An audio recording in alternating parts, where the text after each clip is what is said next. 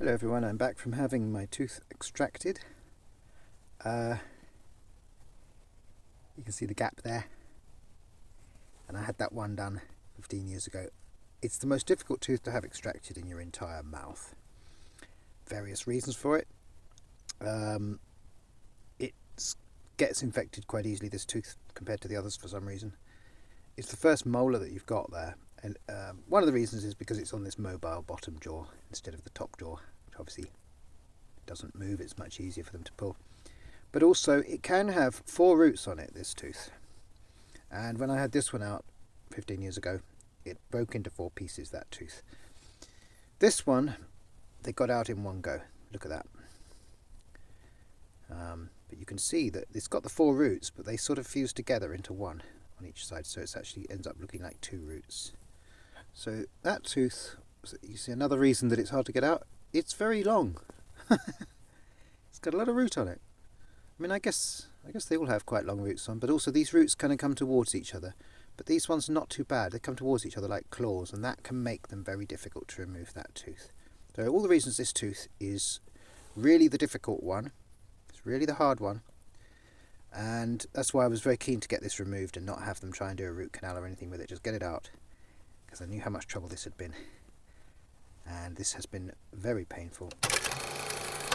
Anyway, so now we're at this stage. I've had it out, which was yesterday, under sedation. Now, if you've never had a tooth out under sedation, this is the second time, because I had that one out under sedation as well. So I can tell you that when you have sedation, I'll tell you what, I'll just describe the experience to you from both occasions when I've had. So from the first occasion, which was at Haywards Heath Hospital,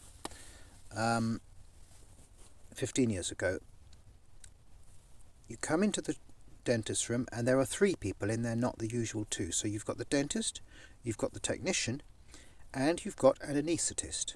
So the anaesthetist is obviously the most important person in the room, because their job is to keep you alive.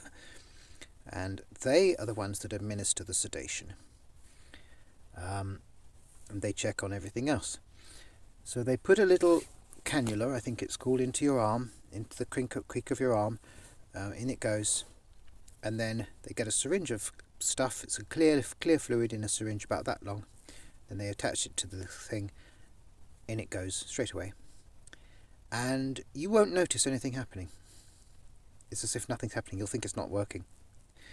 But the first time I had it, which was, I say, 12, 15 years ago, everything started to kind of shake. Like when you're very, very tired. The whole world was trembling in front of me suddenly. Quite suddenly. Everything. I was like, oh wow, this is interesting.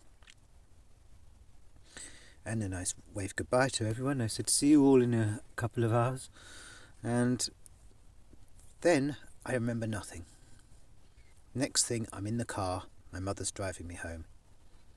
And I'm telling her a story. And as I get halfway through the story, I say, have I told you this already? And she goes, about 10 times, yeah, this is about the 10th time. Because I had just kept telling her again and again and again this story, whatever the anaesthetist had said to me before I went under. They're very careful. Now from having this done a second time, I know that the anaesthetists are very careful to put you under with a big smile and with a nice, good feeling. They're very careful that the last thing that you're thinking about is something nice when you go under the effect of. Same with general anaesthetic. I had general anaesthetics as well, not for teeth. The anaesthetists, they're the most wonderful people. So, all I ever got in the way of memory from that one is I did have a very dim, distant memory of spitting into the sink, and it went down like 100 feet. And it was dark brown blood. 100 feet it went down into the sink at my side there. That was the only thing that ever came back to me from that. And I don't even really remember that. All I remember now is that I remembered that. I don't remember anything about that one. Now this one, and I'm going to talk about pain management a bit later as well.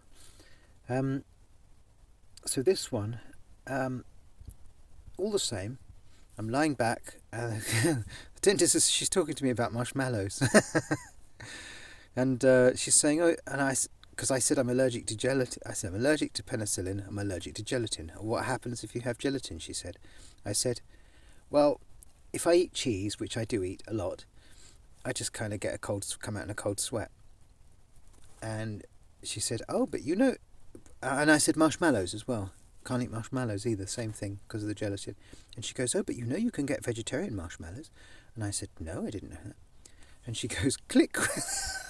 It's like she was ready for me. This is like Total Recall with Arnold Schwarzenegger. She goes, click, and up on a screen on my left, up high, there's a screen. And there's these pictures of marshmallows. She had it already. I don't know how she did it so quick. She goes, click. She goes, look, there they are. Look, Holland and Barrett. So about £3 a packet. And there they are. And I'm looking up at this screen. I'm looking up at these marshmallows. Also, the light's gone out. And it was so funny. And that's pretty much the last thing I remember. Then I said, the anaesthetist, she had my arm, sort of, she was holding my arm between her legs and ready with the thing, and I guess she was pulling on something. I don't know what she was doing, because you don't look, do you, when they're doing all that stuff. So she's putting the thing in my arm. Didn't hurt at all, hardly. Nothing. I said, you've done that before. And then she put the thing, got the syringe. I saw the syringe, and she attached it, and I saw that she'd administered the dose very quickly. It was like, whoop, straight in. And then I said, let the show commence, or something like that. And then I didn't lose consciousness. I remember being awake and thinking, oh, is it not working this time? But bearing in mind, this is yesterday. I was thinking, is it not working this time? I might have to tell them it's not working. And I thought, but maybe it is working, but I just don't care now about anything. Maybe this drug is making me just not care. And I'm still conscious, but I actually remember that this time. I remember being conscious at the beginning of it and thinking to myself, do I care? Am I worried about this? And I remember searching in my mind, looking for the worry, looking for the stress and the fear, and I was hunting for it in my mind, and I couldn't find it anywhere. Couldn't find any worry anywhere in my mind. Now, if I just rewind you back to when I walked into the surgery, I wasn't really worried because I've had this done before. I walked in there and I was just so glad to get it done. But when I walked into the surgery and sat down to wait, the first thing I heard were the most horrific screams of a child. And I mean really terrified. And they got worse. And then when you thought they couldn't get worse, they got worse. And it was awful. Also, there was another child sitting next to me waiting with the parent, luckily, waiting to be seen. And I felt for him as well. I thought, how must he be coping? And then a little girl came in and sat next to me with her dad. And sorry, not a little girl. I can't remember if it was a girl or a boy. They were very young children, and Dad was very good with the child. But I remember thinking, well, I can't afford to let this get to me. He's got these kids. Look at these poor kids. They must be absolutely terrified. I remember being terrified on the morning when I woke up going to the dentist. I wasn't like that yesterday morning. You know, I'm an adult. Wasn't really worried until I sat down and heard them screams. Right up to that point, I'd been fine. But then, now I'm lying there and she's administered this dose, and I'm thinking, am I worried about this or not? And I thought, well, if I can't work out whether I'm worried about it or not, I'm probably not worried about it. Because normally, if you ask yourself if you're worried about something, right, that very question makes you more worried. And I couldn't find the worry. I was looking for it hunting for it in my mind, but I was thinking, but I feel perfectly normal. It's really odd. And then I remember them asking me to put my head back. And then I remember her saying, I'm just going to cover your eyes so you're nice and comfortable. So they covered over my eyes. And I said, I remember I said something like, oh, that's nice, thank you. And then I don't remember anything mechanical at all. I don't remember the syringes going in with the anaesthetic. I don't remember anything mechanical happening at all. So there was one other thing I remember from when I first went under the sedation drug, and I don't know what drug it is. I should find out, actually. I'd like to find out what drug it was, and then I can add that into here in the comment. I'll add it in the description, tell you what drug it was. But there was one other thing, which was, I remember them asking me to breathe constantly. They kept asking me to breathe. They said, you're not breathing enough. I'm going to do it now because I'm thinking about it. Yeah, they kept telling me to, come on, take a breath, Aaron, take a breath, breathe. I remember them telling me to breathe. Now, whether this was a distraction technique that they use, making you focus on your breathing while they're doing all sorts of horror, I don't know. It might be. But I got the feeling that they really were actually concerned that I wasn't breathing enough, that I just didn't seem to be breathing much. But they do. One of the things they check when they first stick you in the chair is they check your pulse, they check your BP, and they also check your oxygen saturation levels in your blood. And mine came up at 99, which sounds like a high number to me. I'm assuming 99 is a high number, but it's quite a narrow range. Apparently, below 90 you're dead. So yeah, that's the other thing I remember from the sedation part. The next thing I remember really is them saying to me, right, that's all done. And I said, it's done? And they said, yes. And I said, what, you mean you've taken my tooth out? And they went, yes. And I said, oh, I thought you hadn't started yet. They said, no, it came out. And I said, oh my God, how long did that take? And they went, oh, about 45 minutes. And I said, oh, was it quite easy? And they went, yes.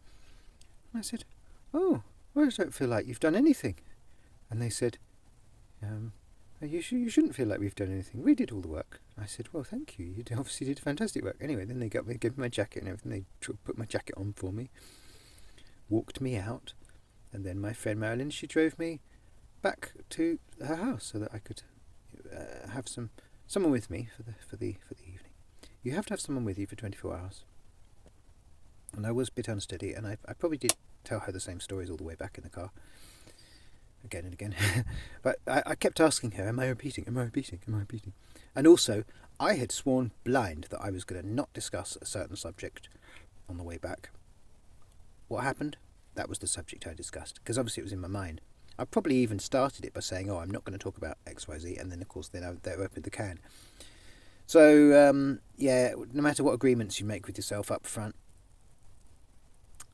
I'll tell you the other thing. When I came off the chair, I didn't realise this, but my mouth was still numbed. I think because the anaesthetics they use in dentistry nowadays are very fast acting and they wear off very fast, which is brilliant because it means you can go and eat an apple, just a few minutes after you've had your front teeth done, your front incisors, because they'll fix them with ultraviolet light, which is instant, so they're solid. And then, half an hour after surgery, you can go and bite an apple and your anaesthetics worn off. But I think what they did with me this time is I think they gave me additional anaesthetic at the end of the surgery, because this is a major traumatic surgery. It's quite a big surgery. And plus, this tooth has been wanting to come out for 6 months, at least. I've been putting it off and putting it off. I'll say this to you now. I'm going to say this to you all. Do not put it off. Don't wait as long as I did, unless you enjoy pain. So I put it off for a long time. And so I think they gave me a lot of anaesthetic at the end, but maybe they do that anyway, just so you're comfortable going home. Sounds comfortable. I was. But I just remember I put the water bottle up to my mouth and I felt like the plastic teat of the water bottle. I felt like it was only on that side of my mouth. I felt like it wasn't touching that side of my mouth at all. And then I realised, I went, oh my God, my mouth is still numb. It's also still quite swollen there. And as it started to wear off, the pain kicked in, and boy was it painful. I'm talking about I couldn't sit still because the pain was too much to sit still, so my feet were jigging around. Really, I was so in pain. And so I'm going to move on to talk about pain management now a little bit. I have been, as in my previous video, I've been alternating paracetamol and ibuprofen. I think that's the best thing to do, because then if you can manage to go a little bit extra time before you take the additional drug, whichever one you're on. So say you take paracetamol at, let's say, 6 o'clock in the evening, and it starts to close the pain down a bit, but it's not enough. But after a couple of hours, say 8 o'clock, then you take an ibuprofen. But now what you've done is you're going to kill the pain. It's going to really switch it off, or really reduce it. And then you've actually got 2 hours jump on the next paracetamol dose. So keeping them overlapping each other is really good, and that's why I don't recommend those combined ones. the combined Neuramol ones. I don't recommend those. I'm going to give those to my friend, and then he takes them, so I'm going to give them to a friend. And then I was using codeine as well, because the great thing about codeine is it helps you to sleep. You can't use it immediately after the surgery for 24 hours because it, apparently, I was told by someone else, it thins your blood a little bit and it can make this bleeding not stop. So when I got home and the anaesthetics wore off, then I was in a world of pain, unbelievable pain. I got one of these little dressing things and I, stuffed it in the hole, spat the old one out, put a new one in, a bit hard on it, put water in my mouth. You're supposed to soak those little tubular dressing things with water and then put them on. I found what is easier to do is just to put the dressing in there and then get a bottle of fresh, clean water, brand new bottle of water, and wet it with water in your mouth rather than try and do it and then put it in. So that's what I did. That just increased the pain. But I left it in there as long as I could. Bit down hard on it as long as I could. And just went with the painkillers. You must keep records of your painkillers. You must. What you take and when. So that's how I did it. I had a column for each painkiller, and then I have the date on the date and time on the right that I took it. So over the course of 1, 2, 3, 4, 5, 6, 7, 8. This is about 9. This is 10 days now, I think. They're on there as well. The antibiotics are on there as well, so that I don't lose track. And so I've took the antibiotics. I've taken a total of 20 paracetamol tablets in twos always. I've taken a total of 26 ibuprofen, always in twos. That's 14 doses of ibuprofen, 10 doses of paracetamol. And I've taken, I don't know how many codeines. They don't interact with the others. I didn't take a lot of codeine, so I was careful not to take too many. But they were wonderful. I saved them for when I wanted to sleep, because they sort of make you sleep as well. So I always save them until when it was time to sleep, and then I'd take 2. Or if I woke up in the middle of the night and couldn't sleep, I'd take 2 codeines to help me sleep. And they do help the pain as well. So the other thing I did to pain management, I don't know if I mentioned it in my other video, I did a lot of drawings. I did a lot of very detailed drawings like this. See that very detailed drawing? The more detailed the better, and a drawing in biro I was. And where's my bird drawing? This bird drawing was really therapeutic, because it's just one line style of drawing, and you mustn't make a mistake with the one line drawing.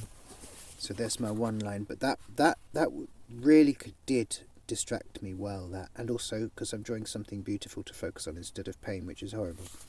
So I did the bird. There's another one that I did. It's just a doodle, sort of Dali-esque thing. And drawing those tree branches and deciding where they go, that all that sort of thing, it takes your mind off. You're focusing. And the other thing I've done is I've done crosswords and sudokus. And the crosswords I was struggling with, apart from anything else, I was finding it hard to see, hard to read, because I'm just a bit short-sighted anyway. But my eyesight's not very good these days. And then, in addition with this, I couldn't focus on the page at all. I couldn't read the clues actually because they were too small. So I did wear reading glasses and do some, but they just gave me headaches. But they are good to do. Like the hard sudokus are very good to do because they really require a lot of concentration. So the hard sudokus are good. The code words are good. And cryptic crosswords are very good as well. They're very good because also they take a long time to do. So they're great to do when you're lying awake, and just to try and take your mind off the pain. Yeah, bananas. Make sure you've got loads of bananas, because every time you take a painkiller, middle of the night or whenever it is, you've got to eat something with it. And a banana's just the right amount, and it's healthy. And you don't have to cook it, you don't have to prepare it. Just have a hand of bananas there by your bed. When you need to take painkillers, have a banana. Have the painkillers. Also have a drink by your bed always. You should always have a drink by your bed anyway. Always. That's just to me. That's just life advice. You should always have a drink by your bed because being dehydrated is very bad for you. So yeah, bananas for the painkillers. But music. I have the single most fantastic bit of music for making you relaxed and going to sleep, which is Max Richter, and it's called From Sleep, I think. Max Richter. And it's music that is written for you to fall asleep to. It's specifically written to fall asleep to. And it is beautiful, and it's relaxing, and it's most wonderful, wonderful music. It's very structure. The structure keeps changing, like the cogs, you know. One cog has gone round 10 times, and the next one moves round once, and it moves round 10 times, and that moves round once again, and another one moves round half a cog. That's how it feels to listen to. It's lovely. Max Richter, From Sleep. It's quite a recent album, actually. I very, very strongly recommend that to relax you. Put it on quietly, nice and quiet, and you can fall asleep to it, and it doesn't interfere with your sleep while you're sleeping. It's lovely music. Yeah, I found that light's quite unpleasant with the pain in the teeth and everything. The light doesn't help. Make sure that either the room is dark or you've got something to drape over your eyes if it's hard to get to the light switch from where you're sleeping. Obviously, it's quite likely that you, just as I was, it's quite likely that you will be sleeping in an unusual place at a friend's house or something if you're having to be accompanied for sedation. So you might not have all the lights where you expect them. So you might want to do what I did. I just slept with the lights on. I had this shirt which has like a hooded top, pulled the hood up, and I draped something over my eyes. Ah yes, now ice. This was the most important thing. Not the most important thing, but it was the biggest game changer for me for the pain. Was ice. And I was very fortunate that my friend had she had ice packs down in the freezer. You get these gel, these blue plastic covered gel things that you put in the freezer that freeze, and they make a cold ice compress or pack or whatever. You put a tea towel around it, put it on from the outside, not inside your mouth. Just touch it from the outside. And what I did was, in the beginning when it's really frozen, I used 2-ply of the tea towel around it, and then as it starts to lose its coldness, make it into 1-ply of tea towel, and then when it's almost losing its coldness, then I just take the tea towel off and put it straight on, so that you're getting enough cold through without freezing your face. And I held that on for 20 minutes at least, and it was so soothing, but also it gets the swelling down. I still have some swelling there, which even shows through my cheek apparently. So one day, and that day may never come, I might ask you to do me a favor. That's how I was feeling. So yeah, ice baby. That is the ticket. That's one of my biggest recommendations. Now I live on this boat here, you see. I don't have a freezer, and so again, thank God I went to stay with a friend who had a freezer, who had ice packs. It was game changing. It took the pain from climbing the walls, I can't keep still, to I can keep still. I can keep still. I can hold this here and I can keep still. Okay, and there was one more thing I wanted to say about sleeping. If you find that things tend to keep you awake, like music or whatever, or reading, or don't look at your phone when you're trying to go to sleep. That's just general life advice. Never look at your phone when you're trying to go to sleep. But there's another thing, and I did use it actually last night on one occasion when I felt that I'd had far too much sleep already, because I must have turned in quite early. But I wanted to get more. I wanted to just be away from the pain, and I just wanted to be asleep rather than awake with the pain. And so I used what they call a body scan. They teach it in the military. It's just called a full body scan. You could look it up actually. You can probably find YouTube a full body scan somewhere. It's actually a technique that comes from kind of the Orient. It comes from sort of Buddhist meditation techniques and things like that. And all you do is you lie down, get yourself nice and comfortable, and you start by relaxing your feet, and you check that they're relaxed, and you make sure they're relaxed. Yep, they're relaxed, and you're breathing while you're doing this. And then you go up to your knees. Yep, make sure your calves are relaxed. Your knees, yes. And you go all the way up to your hips, just checking it. You're checking, you're scanning, you're making sure it's all relaxed. And you go all the way through your body, your arms, your wrists, your hands, your shoulders, your neck, your jaw, your eyes, your cheeks, your scalp. Is everything relaxed? And quite often you'll be asleep before you even get to your head. It's very good. It's very, very good. Gets you sleep very quick.